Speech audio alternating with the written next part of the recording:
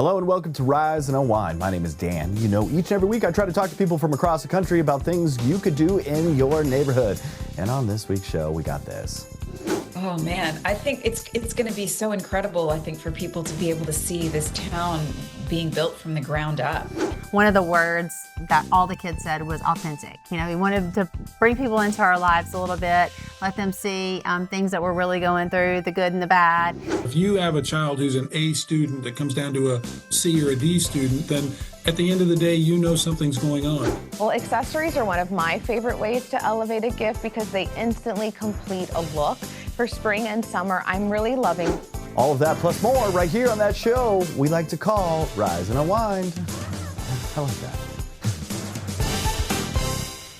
Apple TV Plus's epic sci-fi drama Invasion is back for season 3, and things are getting more intense than ever. The aliens are evolving, the stakes are higher, and for the first time, all of the main characters are coming together to face the threat head on. So joining us this morning is Erika Alexander, who steps into the series as Verna, a brand new character shaking things up in the latest season. Welcome, Erika. How are you? I'm great. Thank you. How are you? I'm doing okay. I've been excited. We've been talking about this series for a little bit. For fans who have been following the series, season 3 raises the bar a bit. What makes the season stand out compared to the first 2? Well, the first 2, they were fighting the aliens and they defeated them. And there's been 2 years of peace. So they spent 2 seasons fighting really hard, but we're going to find out in the 3rd season that all is not well on the home front, and they are all together now. That's what's different. They were fighting from different points in the planet, whether it was Shioli in Japan and Gaul, wherever she went. They were. Oh, by the way, this show is an international show because they were filming in South Africa and New York and all of these places. It was a big I guess, lift, and they've been doing it well. And so it was the first time many of them were meeting in real life. So I was glad to join the cast just at that moment. And your character, Verna, is new to the story. Can you tell us about her and the role she plays in this global fight against the invasion? Sure. Verna, Marilyn was her name before the invasion. Verna is who she becomes. Was a people pleaser. And she was a person who was in support of her sister and her nephew and her boss and all of these people. But what she finds out on the other side, dealing with her deep grief, is that she becomes something else. And she uses those skills, those organizational skills, and to become a leader. And not necessarily from the greatest place, but she is very human in that journey. And one of the big shifts this season is that the characters' perspectives, they all finally collide and start, they're forced to work together. How does that change the tone or the energy of the series? I think it's always really wonderful for people who have been fans and watched the show, for people to start that they've admired, to see how they're going to work against or for with other people that they've never met. And, you know, we imagine that the actors are not necessarily the characters, but I think there's a certain kind of buzz you get when you put 2 things together, like peanut butter and chocolate. So I think that that's really fun. And there's a lot of really great special effects and collaboration with the productions designer and all of these things happening, that, you know, there's certain characters who can speak to telepathy and all of those things. So there's a great design in the way Simon Kinberg built out a huge world. And for the characters to finally meet and work within that world is what this 3rd season is about, along with these apex predator aliens who are coming at us hardcore. And they are scary creatures, but they're also fighting these very human battles. And yeah, you're right. The show has been praised for its incredible visuals and suspenseful storytelling. What was it like for you stepping into this world and filming these big cinematic moments? It was a lot. I'm not going to lie. You need to use your imagination in order to play these characters, because a lot of the time you're staring at nothing. I mean, nothing. Look over there, scream, clap, you know, and you just have to go with it. And, you know, if there's people who are professionals who know what they're doing, you stay in the moment and you authentically try to deliver something that's spontaneous and brand new and feels fresh, even though you're doing it over and over again. And you've got a lot of amazing background players who are inside of it, and everyone's just working to collaborate to make this world. I think humans are amazing, that we spend a lot of our time just telling stories. And we are desperate for people to understand who we are. I think that is a message in the bottle to whoever shows up. Whether we're here or not to see them, we'll see. But I do believe that that's our love letter to the galaxy, is our stories. Erika Alexander, I want to thank you for joining me this morning. You could stream season 3 of Invasion right now on Apple TV Plus, with new episodes dropping every Friday through October 24th. So don't miss it. Erika, thanks for joining me. Thank you, and appreciate the opportunity to be with you. Have you ever wondered how investigators actually track down predators hiding behind a screen? Online crimes against children are one of the fastest growing threats, and the work to stop them often happens quietly through digital clues, undercover conversations, and long investigations. A new investigative series gives viewers a rare look inside those operations. Detective Tony Godwin leads the Internet Crimes Against Children Task Force in North Texas and has worked nearly 7,000 cases over a 30-year career. Detective Godwin joins us now. Welcome to the show, my friend. How are you? I am great. Thank you very much for having me. I appreciate the opportunity. So your team investigates crimes that start online but can have real consequences. What does a typical case look like from the first digital clue to the moment someone is arrested? I mean, it really evolves rapidly. That's the one thing that I think the audience is going to notice, how quickly things happen and how quickly things escalate. But from the moment we put ourselves in this situation in an undercover capacity and the elements of the crime are met, which doesn't take long at all, like it's so fast and so quick, then it takes me and my entire team to put together all the steps necessary, legal process, and put all the affirmative links back together to figure out where this person is, who this person is, and then get ready for a takedown and hopefully a good arrest. In the series, we see undercover operations where investigators pose as minors online. What goes into building those cases and making sure the evidence holds up in court? I mean, people need to remember that everything that we do in an undercover capacity is based on what we know has happened to a real child. Unfortunately, children are exploited every single day online. And as a result, those reports get made and sent to us, and those are called reactive cases. So we know where they go. We know how they're talking. We know what they're doing, and we know what's happening to them. So we base everything we do in the undercover world just like that. We just put ourselves out there. Once it happens, once the communications start, which does not take long at all. And then once those elements go is when we move forward with all the legal process to get things tied together in a nice big bow on top of it, and hopefully ends with a great arrest and a successful prosecution. And you've worked nearly 7,000 cases during your career. How has the way predators online changed over the years? Well, we saw a big increase during the COVID time. I will tell you that. We were forcing our children online and into school environments in an online capacity. And so we were just generally pushing everybody online because of our COVID scare and the things that were going around that. And so at the end of the day, it's like a pleasure paradise playground for these predatory types who are already in these platforms and doing what they're doing. And so they had a target-rich environment in front of them. So it has increased. And so also awareness has increased over time, but I'm hopeful it's going to increase even more with the show that's come out on A&E, because we want that intentionality. We want people to know. We want to raise the awareness level of the average person who maybe has some knowledge of this, but doesn't really understand the gravity of what it is. And you're going to see this highlighted in the show. Obviously, it ends with a nice high five moment when we put people in cuffs and we arrest them. And that's a very satisfying, rewarding part of the process. And for parents that might be watching this at home, what are some of the warning signs that a child might be interacting with someone dangerous online? Yeah, that's a really good question. First and foremost, I would say pay attention to the behavior changes. You know your child better than anybody. So if you have a child who's an A student that comes down to a C or a D student, then at the end of the day, you know something's going on. Maybe their friend group has changed a little bit. Maybe they're normally very outgoing, but all of a sudden they're really introverted. That could be a red flag that something's going on. Secondly, I would say know how to access your kid's device. Know the passcodes. Know the platforms they go to. Know that some of the platforms have their own passcodes that might be different from the code to get into the phone. Educate yourself about what they're doing and how they're doing it. Being intentional over time, not a one-time deal. This isn't I get to go look one time and then back out of it. If you need to use monitoring software to help with that, then do that. I'm a big proponent of that. But you need to be very intentional. You need to lean in. You need to have constructive, age-appropriate conversations with your kiddo so that at the end of the day, if something does happen, that child's going to come to you or a trusted adult and say, hey, I'm in a pickle, I've done something, or this is what's happened, I need some help. And you already have a path of what's going to happen to get that child back on a good restorative path. And the show gives viewers a behind-the-scenes look at your task force and the work that you do every day. What do you hope people understand better after watching these investigations play out? I mean, take into account, there's a little bit of shock and a little bit of awe.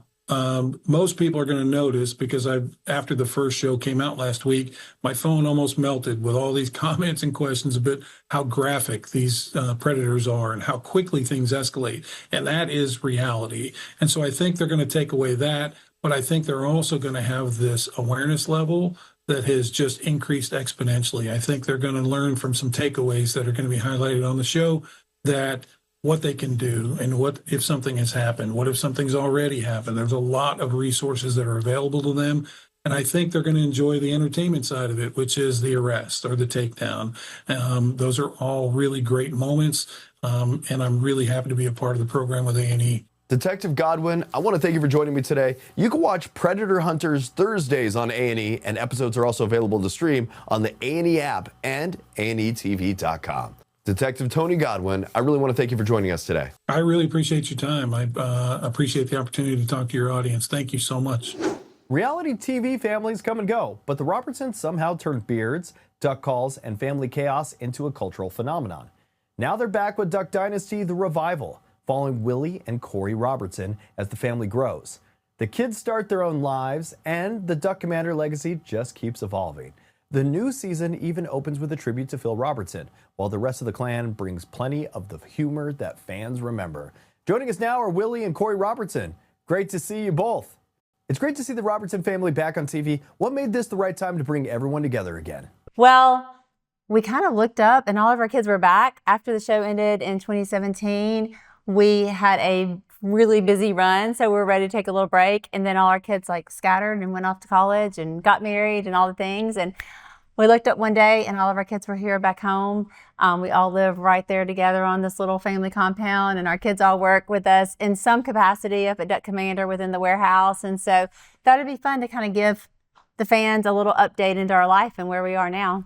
When people first met your family, the kids were a lot younger. Now they're married, raising families, and starting businesses. What's it like watching the next generation step into the legacy? Oh, man, it's been a blast. Yeah, for sure. We had... I think the main test was, do you want to be back on television? Because our kids had been on it, and so when they decided they would, we knew we didn't ruin them too bad. Well, watch them grow up, and our cast members have gotten way bigger because we have a lot more little kids and also all their spouses. And so, yeah, it's been fun watching kind of what they're going to do in life. And fortunately for us, they all ended up back here in Louisiana, and yeah, it's just been a joy. And then a lot of them have drifted to the office, and so yeah, it's kind of it's made for the kind of the next generation to see who's going to take it on. And you know, I didn't take over Duck Commander until I was 30. Grew up in the business, never saw myself working here. When I was 30, that's when Korie and I came back and actually started working full-time for the company. So they're right about the age to where we were, and we're going to see who's next potentially to jump into the business. Duck Commander has always been at the center of the show. How has the business changed as the next generation gets involved? Well, we're still right here in our Duck Commander warehouse. We're still making duck calls right here in West Monroe, Louisiana. But now the family business has expanded quite a bit. Sadie's Live Original, her whole women's ministry is there. John Luke's into coffee. Bella's actually running our store and our museum. Will and Abby are back. Spoiler alert, Will and Abby made back this season. So everybody's right there, but everyone is doing different things. The premiere includes a tribute to Phil Robertson. What did that mean to honor him in that way? Yeah, it was kind of crazy because the week that the actual new series started, season 1, was the week that Phil actually passed away. And so it was literally a passing of the torch from Phil and that generation down to the next. And so we just thought it'd be awesome to start out season 2 honoring him. And we see some great parts of the show on there. I mean, it's like tons of real moments. And then also we had to kind of make it Robertson, and we had some tributes to Phil, some competitions like we like to do. Just a fun way to remember him, not only for us as a family as we go through the process of healing after he's passed on, but also for all the fans who's watched him for years, and have really fallen in love with Phil and what he says. And to see him start off this show, it really was a tribute to the whole effort of even doing it. I mean, like Korie says, when we did that episode, it just felt like this is why we needed to come back and do the show.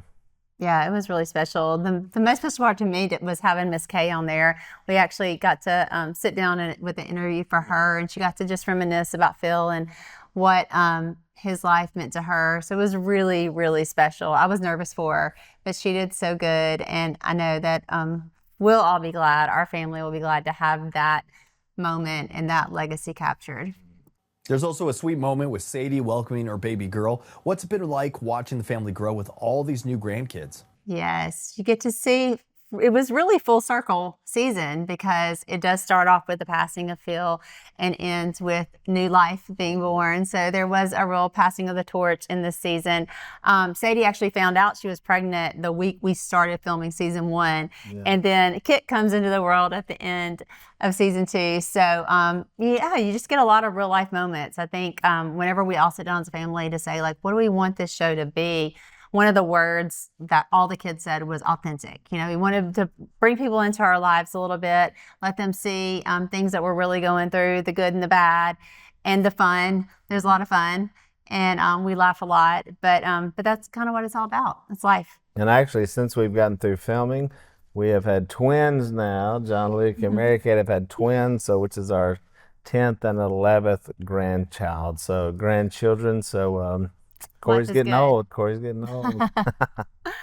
And your family has always mixed humor with deeper conversations about faith and life. Why do you think that resonates with so many viewers? Yeah, I think I think our take in life is always tried to be not take ourselves too seriously. And so when you get thrust into the spotlight and the fame, I think you really kind of find out who you are and what you want to be and what you want to promote. And I think it all for us came back to what our core was, which was faith, which is why we even did the show in the first place. Was really just to potentially get the gospel out to more people, to have a bigger platform. And so I remember talking to Phil about that, and Phil was not interested in doing the show at all when we first pitched it to him. And we talked through how it could actually get the gospel out to more people. And we certainly saw that happen, not just through the show and through having a positive show that everybody could watch, but also through the books that have been written, the podcasts that have been done, the movies that have been made,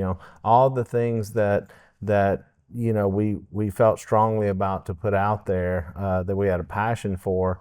And when you mix that with fun and humor, I think it's just a great combination, because everything is so serious now, and the world's serious and it's tough, and there's problems and politically, and everybody is at each other's throats. And so I think Duck Dynasty was a great show for people to sit down and watch and just kind of take a break and go, let me just smile and laugh and think about more positive things. When people watch this new season, what do you hope they take away from the Robertson family today?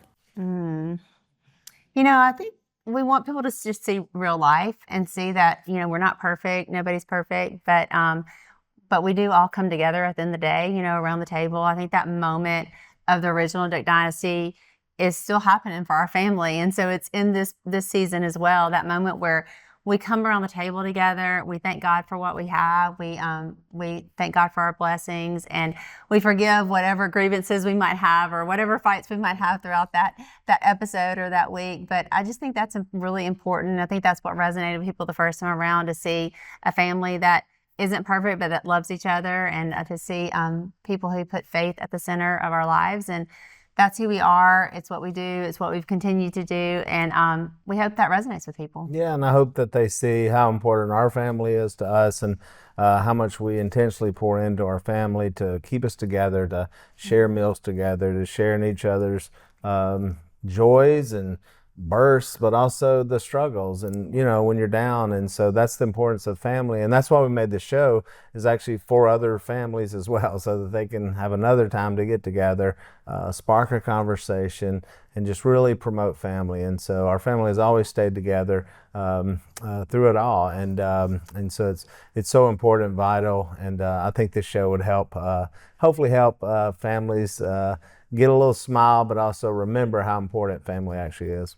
I want to thank you two for joining me today. You can catch Duck Dynasty, the revival on A&E, with new episodes airing Saturday nights at 10 p.m. Eastern. It's also streaming on the A&E app and at anetv.com. Willie, Korie, thanks for spending a few minutes with us.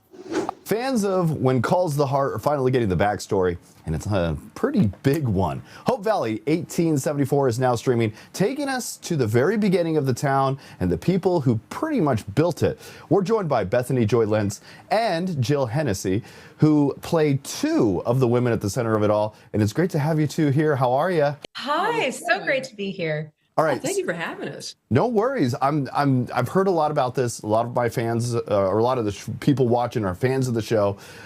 And for people that do already or are already fans of this world, what's different about seeing Hope Valley kind of at the way beginning? Oh man, I think it's going to be so incredible, I think, for people to be able to see this town being built from the ground up. It's something. It's kind of like when you meet a new friend, or fall in love. The more that you find out about the person that you're in love with, you go to meet their family, you go and meet their siblings, you go sit there with their mom and go through the family photo book. Like, that's what we're giving you guys a chance to do as fans of When Calls the Heart. And we really hope to do it justice. And Bethany, your character, Rebecca, is coming into the frontier life from pretty much Chicago life. What kind of adjustment is she dealing with early on? Well, there are several adjustments. The first being that she's been recently widowed. So trying to figure out emotionally where to place her grief while also being in this sort of emergency situation of needing to get her daughter to a safe place. And we don't know exactly why yet. Well, we know, but you're going to find out. And she's got to get across the frontier and get her daughter into a safe place in Canada. So she doesn't have a lot of time for emotional processing. And that's kind of where Hattie Quinn comes in, Jill's character. It opens up, once Rebecca lands, Hattie becomes a source of stability and trust for Rebecca to actually start to learn how to soften and open up. And yeah, she was saying, Jill, Hattie's already part of this community. How would you describe her role in shaping what Hope Valley becomes? Wow. Well, she's Hattie Quinn runs the trading post, and she originally came out with her husband and very small girl at the beginning. And now her daughter is around 20 years old, but she recently lost her husband. So now she's running this trading post by herself with her daughter. And she is sort of the glue that holds the community together. And I think she runs it with a great sense of humor and incredible, direct, no nonsense kind of spirit, and has great connections with the whole community. But then Rebecca starts walking into town with her daughter, riding in a covered wagon. And I think Hattie identifies a woman who's very courageous and intelligent and is kind of haunted by something, and Hattie's not sure what is haunting Rebecca, but I think she also identifies a kindred spirit that she might become friends with. And I think Rebecca sort of opens Hattie up to how lonely she really feels, and a lot of feelings she's been trying to suppress just so she can get through day to day, because that's what this whole show is about. It's just these characters trying to survive every single day. Hey, horses be walking, so it's not that big. You're not too far off. Exactly. All right, when people start watching now, what do you think is going to be like getting them hooked and keep them coming back each and every week? The characters. I mean, the setting is amazing, but it's also something that they've seen before, maybe not as broken down, but we are using the When Calls the Heart sets. There are a few locations that will be new for When Calls fans. And for people who haven't watched When Calls the Heart, you don't need to. You can still jump right in and you won't miss a beat. But I would say the relationships of who the characters are there's something for everyone. Hey, I want to thank you two for joining me today. Hope Valley 1874 is streaming now on Hallmark Plus with new episodes dropping every Thursday. You can jump in anytime to catch up. Thank you two for joining me today. Thank you so much. Thank you. Mother's Day is right around the corner, and finding a gift that feels thoughtful can sometimes be harder than it sounds. The good news is there are plenty of simple, affordable options out there. Lifestyle expert Bethany Braun-Silva joins us with some ideas to help. Thanks for being here, Bethany. Thank you so much for having me. What are some of the top Mother's Day gift ideas this year? You know, as a mom, I always say Mother's Day is less about the big flashy gift and more about feeling appreciated. And honestly, something as simple as a great outfit can really do that. It's that feeling of, oh, wow, I feel like myself again, which I think so many moms can relate to. So if you're wondering what to get mom for Mother's Day 2026, I love starting with fashion. And my go-to place right now is Shein because they really check all the boxes. Trendy styles, affordable, quality pieces, and a wide variety so you can find something that fits mom's personal style. And for spring, it's all about easy wearable pieces. And one look that I love is this Shein striped knitted vest, which has that soft, lightweight knit feel paired with this plain front tie pocket shorts, which are relaxed, comfortable, and have that easy pulled together look without trying too hard. And linen is a huge trend right now. And the Shein linen loose long sleeve and short set is breathable and flowy, perfect for warmer days. And for something a little more elevated, this linen style wide leg trouser paired with this elegant short sleeve knit sweater creates that really chic, relaxed silhouette moms can wear anywhere. And for viewers like me who are on a budget, what are some strong options under $50? You know, I'm going to say something every mom will understand, and that's never underestimate the power of good pajamas. You know, those moments at the end of the day when everything finally slows down are so important, and having something that feels comfortable but also a little elevated just makes that time feel more special. So if you're looking for affordable Mother's Day gift ideas under $50, matching pajama sets are such a great option. The Shein striped lapel pajama set has that classic button-down style, super soft fabric, and feels really polished, even though it's incredibly comfortable. And the Shein plaid print top and shorts pajama set is perfect for warmer nights. It's lightweight, breathable, and still feels put together. And what I love about these is that they're practical, but they also feel thoughtful. It's not just, you know, handing mom a set of pajamas. It's really telling her she deserves to relax and feel good while doing it. And what's a quick way that I can elevate a gift and make it feel more meaningful? Well, accessories are one of my favorite ways to elevate a gift because they instantly complete a look. For spring and summer, I'm really loving woven textures. The Shein round handle woven straw beach bag has that structured, polished feel. They also have this large straw shoulder bag that's more relaxed and perfect for everyday use. You can pair those with this colorful woven bucket hat, which adds a fun pop, and these chocolate brown square toe flip-flops that are simple but really versatile. You can also check out jewelry on Shein. This layered necklace in yellow gold gives that effortless layered look. And this yellow gold pendant necklace is more classic and timeless. And then for those smaller finishing touches, I suggest checking out this classic elegant glasses set and these glossy brown leopard print hair clips. They're fun and affordable and really pull everything together. And where can people go for more information? To shop all of these Mother's Day looks, visit Shein.com or download the Shein app and search for Mom. It's one of the most downloaded shopping apps and makes finding stylish, affordable gifts really easy. Bethany, thank you so much for joining us this morning. Thank you. And that is it for Rise and Unwind. I want to thank you for tuning in and checking out the show. If you actually want to be on the show, email us. Go to our website. That's riseunwindtv.com. We're on Facebook. We're on Instagram. You can say hi there and check out some of the behind the scenes. Plus, follow our YouTube channel. That is at Rise Unwind. And until next week, we are that show we like to call Rise and Unwind.